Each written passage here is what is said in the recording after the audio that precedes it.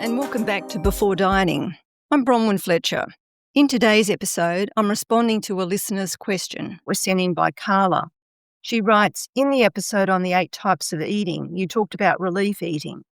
I'd never heard that term, but I know about the type of eating that gives me relief. Can you talk more about it and give an example? Thanks, Karla, for that question. It really is a question that opens the door to a type of eating that stays hidden for so many women. And it's also the type of eating women are reluctant to talk about due to the blame and shame that pile on that can happen. From a systems perspective, relief eating is usually incorrectly labelled as bingeing. But these days, the word binge is so far past its use-by date. We binge on Netflix and shopping and all sorts of other things. And also, when we use that word in relation to food and eating, it tends to carry judgment rather than insight. And remember, we're all on about getting rid of the shame out of conversations about weight. So what many women call a binge is not really a binge at all. It's actually relief eating. And relief eating is very different because it isn't about the act of choosing to overeat. It's your eating system stepping in to restore balance when a level of emotion has risen higher than you can manage. And relief eating is a much more accurate term because it includes the whole arc of the experience, which is not just one thing. There's actually a build-up. There's also the eating itself, which is the bit you'll be familiar with, and the stage after when the internal pressure finally drops away. So what is relief eating exactly? Well, it's the way that your eating system stabilizes itself. It's not hunger or a failure of willpower. It's also not about weakness. It's a correction mechanism. Your eating system was formed over your lifetime. And if you've listened to earlier episodes about family food culture, you'll know that most of it actually came from there. But it's also the emotional rules that you learned around food and how much access you had to it. So food becomes the way you learnt to keep steady when your life felt out of control. So when something disrupts that stability, whether it be fear or stress or pressure, criticism, your system will do whatever it can to bring it back into balance. And relief eating is one of the fastest ways it knows how to do that. But relief eating doesn't start with hunger. It begins with what I call hungering. Hunger is simple. That's where your stomach needs fuel. Hungering is the signal that something inside you has shifted out of balance. It's a disturbance that can feel like a restlessness or maybe tension. Some women describe it as an internal buzzing that they can't shake. But other women also talk about feeling numb. But whatever way it sort of shows up, hungering is your system saying the level of emotion is rising and we need to bring it back down. And so it's relief eating that happens when the system takes over to close that gap and bring that emotional level down. Let me give you a practical example. Imagine that in childhood, your eating system was built around fear. It could be fear of getting into trouble, or it could have been a fear of being abandoned.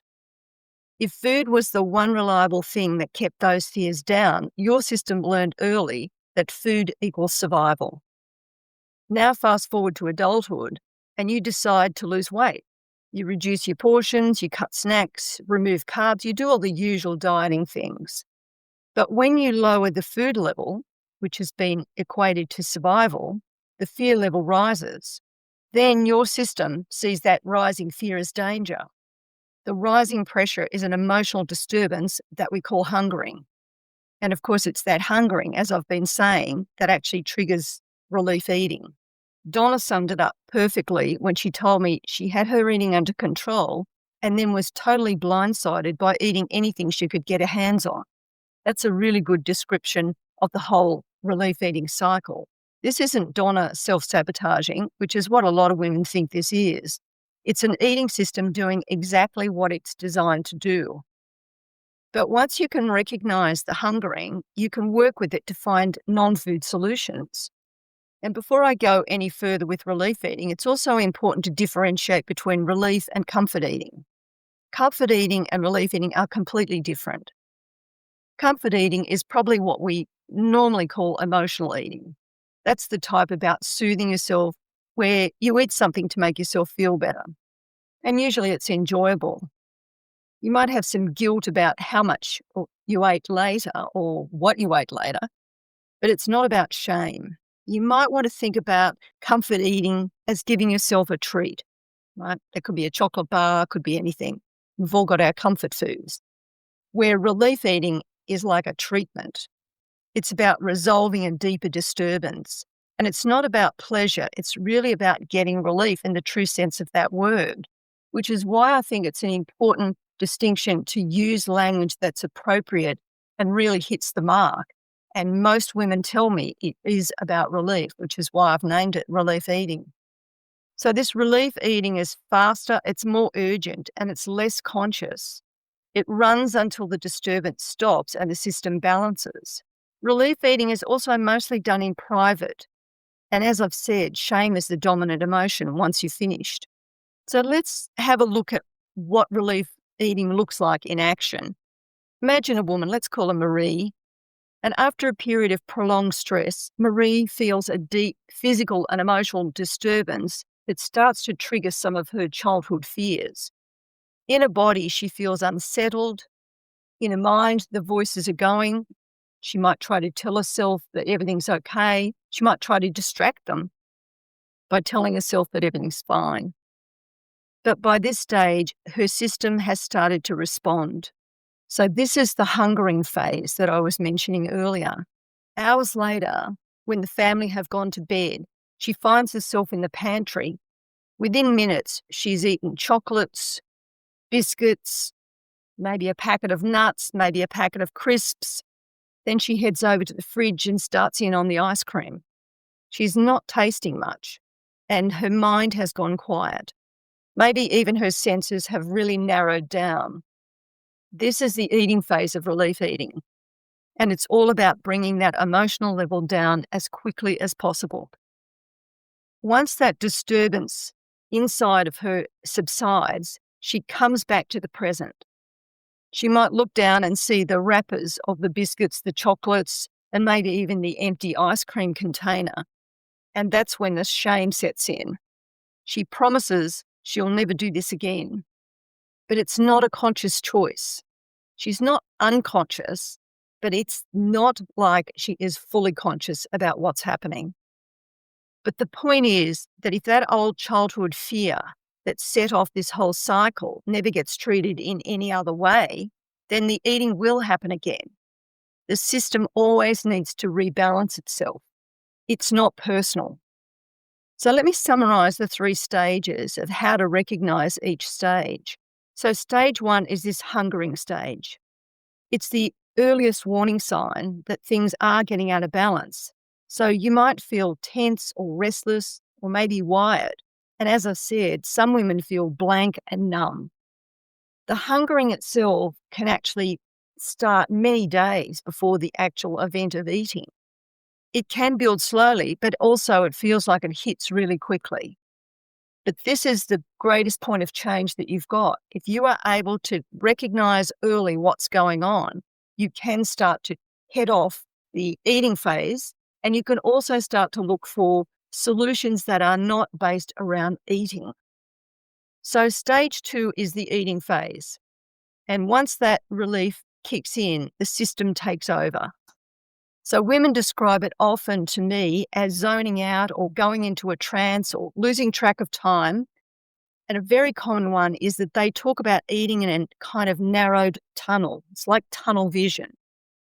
It's important to realize that the goal of the eating system is simple, and that is to bring the level of emotion down as fast as possible.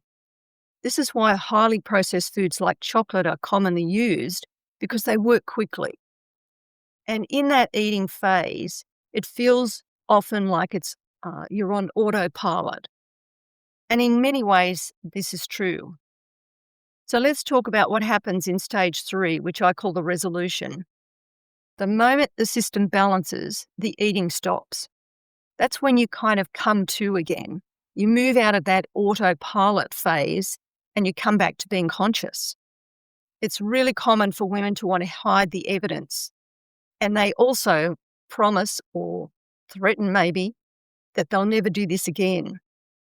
This is when shame sets in. and it becomes the dominant emotion of relief eating. But it's not the right response, even though it seems to be automatic. In this sense, shame isn't the cause of relief eating. The cause is the emotional disturbance that pushed the eating system into action in the first place. Once you understand that, then everything can start to shift about it. And hopefully, with my explanation, that the shame itself can be pushed to one side so you might be able to see accurately what's happening here. And it's not a personal failure. That's the most important thing I want you to get out of this episode. So, Karla, thanks for your question. Relief eating is one of the biggest contributors to weight regain because you can just take in so many calories not being conscious. And being able to break that part of the eating cycle is, again, one of the things that's really going to be able to make a change, not only to your weight, to the way that you think about yourself, but also just to the whole weight story that you've got. But relief eating is the one that's usually the least understood. And because it's usually has to be done in private, as I said, the shame and secrecy that surrounds it is one of the most damaging things. But even if you can gain a small amount of clarity about it, you can change the way that you understand the whole weight story that you've got. And then, of course, we can start to identify what are the actions that you can take, particularly the ones that actually don't involve restricting what you're eating. So if you have a question of your own, you can leave it in the comments or email me at hellowaitingforhappiness.com.au. Thanks for listening. And if you found this episode helpful, please leave a rating so other women can find the podcast too. I'll talk with you next week.